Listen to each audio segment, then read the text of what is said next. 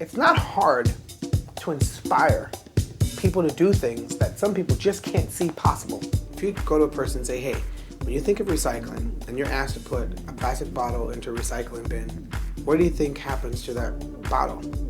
Most people would say, I don't know, it turns into another plastic bottle. They wouldn't say, oh, it turns into like a fresh jacket or a nice suit or glasses or a chair. They're not gonna think shoes. They're not gonna think, bags. They're not gonna think luggage. And they're certainly not gonna think a 3D printer and they can 3D print your head or an iPhone case with your head on it. Tell us, what is it that excites you about this Ekocycle project? This Ekocycle project is exciting because it's the beginning, and we already have great partners like Globetrotter, MCM, the Ekocycle Cube 3D printer, the partnership that we have with 3D Systems. So this shoe is made out of one bottle. So this whole suit, I have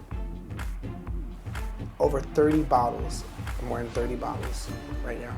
The technology allows you to take a plastic bottle, turn it into flakes, and turn those flakes into a thread, and then weave that thread to create a new base cloth. And then technology allows you also to take that plastic bottle, turn it into flakes, those flakes into pellets, and those pellets into filament for a 3D printer. Technology allows you to also, just educate popular culture on that, that plastic bottle can be, aspirational products. What for you is the coolest product in the range, do you think?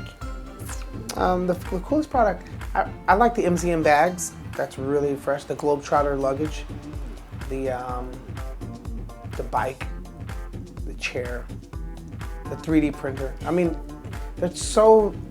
everything's so different, and we push the boundaries on sustainable products. But the bike, which I saw, it says it's made of 10% recycled materials. Are there plans in the future to maybe increase the percentage of recycled materials that you use to build these things? Yeah, so that's a good question. And there's some things that are 100%. There's some things that are 20%. And up until recently, we've accepted and brought down the threshold to bring other people into the fold. So we still push for 100%. That's ideal. But at the same time, for some things and some folks that it's hard for them to enter, we want to adopt. So 10% for the bike. It's still awesome. It's like, imagine, let's look at it, there's green versus gray. And gray has done a great job hypnotizing you and me to where that is business as usual. And that business as usual is, who cares about the planet? Just care about wearing things and making money. To the point where it's like, oh, green is is odd.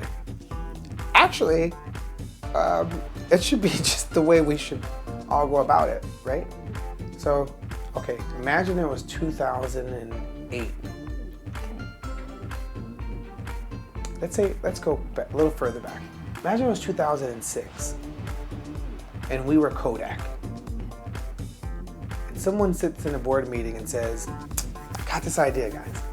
Forget printing. And the board and the executive said, what? We're not gonna stop printing.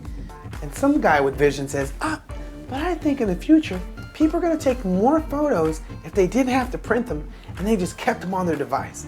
And somebody says, I don't, but who really wants to see pictures on a phone? I wanna hold the picture in my hand. Right? And someone says, no, but we could share a lot faster and a lot more robust if we only just kept it on the phone. And the people at Kodak didn't see that. And here comes Instagram. And then a couple of years later, Kodak goes bankrupt. And I do want to quickly touch on the voice, because obviously it's a massive deal here and it's how we see you on our telescreens every single week. And you are always the one who finishes your team last out. You always pick the last contestant. in all the seasons so far that you've been on. So is that a tactic that you think is working well for you, or do you think it's backfiring on you? No, I just think I'm just indecisive. It's hard for me to, I always think that something's, I think the first season really just set me off to that. The first season had a lot to do with that, because the last guy was Jazz. One of the last guys was Jazz, and he was just amazing. And I don't know, I kind of like it. Adds a bit drama to it.